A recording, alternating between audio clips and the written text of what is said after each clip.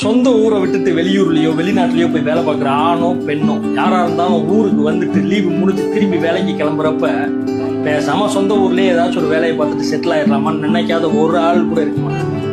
ஊருக்கு கிளம்புறப்ப அவங்க அம்மா அப்பா அண்ணன் தம்பி புருஷன் கொண்டாட்டி யாராச்சும் ஒரு ஆளு நீ போக வேணாம்ப்பா இங்கே இருந்துரு நம்ம கிடைக்கிறத வச்சு சந்தோஷமா இருப்போம் அப்படின்னு சொல்ல மாட்டாங்களான்னு ஏங்குவாங்க. ஆனா அது வெறும் ஏக்கமாக பஸ் ஸ்டாண்ட்ல ரயில்வே ஸ்டேஷன்ல ஏர்போர்ட்ல வழி அனுப்ப வர 1000 குடும்பங்கள் அழுகையோட நின்று கவலைப்படுவாங்க. ஆனா அந்த கவலையையும் தாண்டி கடனும் கடமையும் வேலைக்கு வான்னு சொல்லி மனசை கல்லாக்கிக்கிட்டு வேலைக்கு போய் அடுத்த லீவு எப்பன்னு நாட்களை என்றதுலேயே காலங்கள் கழிச்சு.